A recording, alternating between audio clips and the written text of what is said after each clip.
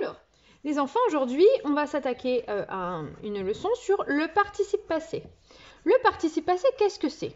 C'est une forme non conjuguée du verbe, exactement comme l'infinitif en est une autre. On l'utilise pour quoi? On l'utilise pour deux choses. Former des temps composés, on l'a vu avec le passé composé, qui est un temps composé, avec l'auxiliaire et le participe passé.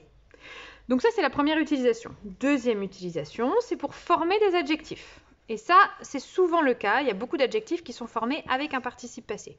Par exemple, si je dis un arbre cassé, eh bien, le mot cassé est un adjectif qui est formé à partir du verbe casser.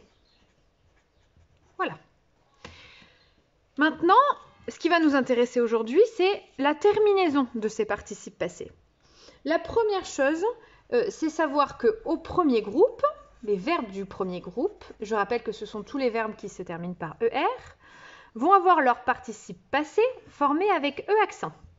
Si je dis par exemple marcher, le verbe marcher va avoir son participe passé marcher, E accent aigu. Et le verbe laver va avoir son participe passé avec laver, E accent aigu.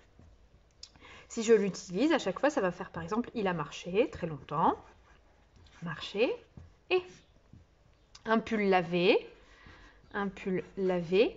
et. Voilà. Donc ça, c'est la première chose pour les verbes du premier groupe. C'est le plus facile. Pour les autres verbes, on peut avoir plusieurs orthographes différentes. On peut avoir U, I ou S et T, deux lettres muettes qu'on n'entendra pas. Et c'est là qu'on va travailler aussi un petit peu aujourd'hui, plus précisément, pour se demander comment est-ce que je vais savoir si c'est qu'un U ou qu'un I, ou IS, IT, ou UT, ou US. Pour ça, il y a une technique très facile à comprendre. On va utiliser le même participe passé comme un adjectif. Je vous montre.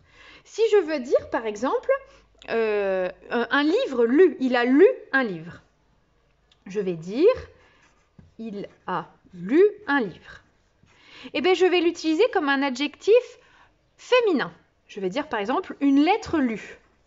Et là, je n'entends pas de S ou de T. Donc, je vais dire, il s'écrit juste lu avec un U. Si je veux dire maintenant, il a dit quelque chose, je vais dire une chose dite. Et là, qu'est-ce qui se passe quand je dis une chose dite? J'entends bien le T, donc le participe passé va s'écrire DIT. Si je dis elle a compris quelque chose, je vais dire donc une chose comprise. Et quand je dis comprise, j'entends bien le S, donc le participe passé a un S qui ne chante pas, qu'on n'entend pas, mais qui est quand même là. Voilà, donc c'était ce petit travail. On verra la question des accords un peu plus tard. Pour le moment, aujourd'hui, ce qui nous importait, c'était vraiment la terminaison des participes passés. Donc, je répète, premier groupe, ça va être un participe passé avec E accent, tous les verbes en ER. Et pour les autres verbes, c'est soit U, I, et des fois S et T, qui ne chantent pas. Pour savoir, j'utilise le participe passé comme un adjectif féminin. Et je sais, donc j'entends, soit j'entends rien, donc il n'y a pas de S et de T, soit j'entends un T ou un S. Voilà.